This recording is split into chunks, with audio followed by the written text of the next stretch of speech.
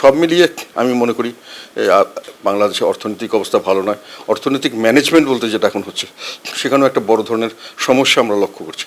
যেমন গ্রীষ্মকাল শুরু হয়ে গেছে, এখনই আমার মনে হয় সরকারের উপর বড় চাপ পড়বে বিদ্যুৎ সরবরাহটা ঠিক রাখা, কারণ বিদ্যুৎই হলো সমস্ত অর্থনৈতিক চালিকা শক্তির একটা প্রধান অঙ্গ আর কি। সেখানে চালাতে গেলেই অর্থ লাগবে, এবং এই অর্থগুলো বিদেশি মুদ্রায়, এটা রিপেমেন্ট বিদেশি মুদ্রায় করতে হবে। সেটা আবার এই বিদ্যুৎ উৎপাদনের থেকে সেটা আর হচ্ছে না, কারণ আমরা যেটা দেখেছি যে বিদ্যুতের উৎপাদন যতটুকু বাড়িয়ে দেওয়া হয়েছে, তার জন্য যে বিপুল অঙ্কের ইনভেস্ট করা হয়েছে সেই হিসাবে চাহিদা হচ্ছে না। ফলে ওই অনেক চাহিদাহীন অবস্থায় পড়ে আছে, এবং সেগুলোকে আবার আমরা ক্যাপাসিটি চার্জের নামে বিপুল অঙ্কের আমরা মানে একটা দিতে হচ্ছে, জরিমানা দিতে হচ্ছে, বিপুল অঙ্কের অর্থ ওইভাবে যাচ্ছে। সব মিলিয়ে আমি মনে করি বাংলাদেশের অর্থনৈতিক অবস্থা ভালো নয়। অর্থনৈতিক ম্যানেজমেন্ট বলতে যেটা এখন হচ্ছে, সেখানেও একটা বড় ধরনের সমস্যা আমরা লক্ষ্য করছি।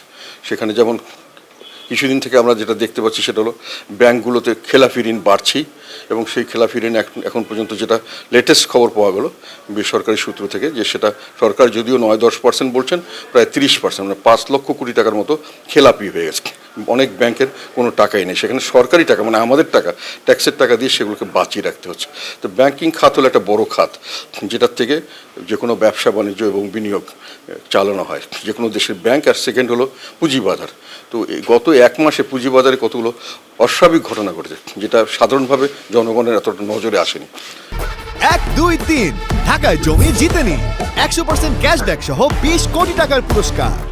প্রায় 1 লক্ষ কোটি টাকার মতো পুঁজিবাজারের থেকে মূলধন চলে গেছে, দাম পতন হয়েছে, মানুষ টাকা পয়সা সরিয়ে নিয়েছে, অনেকে ডিক্লেয়ার করেছে নিজেকে ব্যাংকরাপ্ট হিসাবে করে। এখন আর যাদেরকে শেয়ার বিক্রি করছে, শেয়ারের আর তাদের আর মূল্য নেই, মানে তাদের শেয়ারগুলো অর্থহীন হয়ে যাচ্ছে।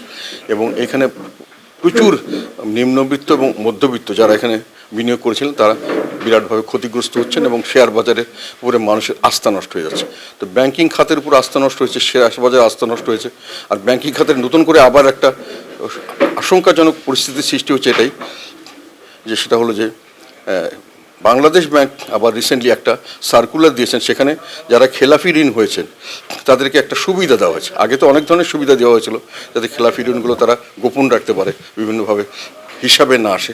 এখন যেটা করেছেন সেটা হলো যাদের খেলাফি ঋণের কারণে বাংলাদেশ ব্যাংকই অর্ডার করেছিলেন যে তাদের যেগুলো ব্যবসা আছে কোনো ব্যবসায়ী আর ঋণ দেওয়া যাবে না। খুব একটা স্বাভাবিক যুক্তিসঙ্গত কথা, কিন্তু এখন তারাই বলছেন যে না, তারা যেখানে ঋণ খেলাপি হচ্ছে সেই কোম্পানি ছাড়া তাদের বাইরে যে তাদের অন্যান্য বিজনেস আছে, এক একজন 8-10টা করে বিজনেস আছে যারা ঋণ খেলাপি বড় বড়, তাদেরকে আবার ঋণ দেওয়া যাবে। তার মানে ঋণ খেলাপির কালচার থেকে আমরা বেরিয়ে আসতে চাচ্ছি না, বরং আরও বেশি করে ওর ভিতরে ঢুকতে চাচ্ছি।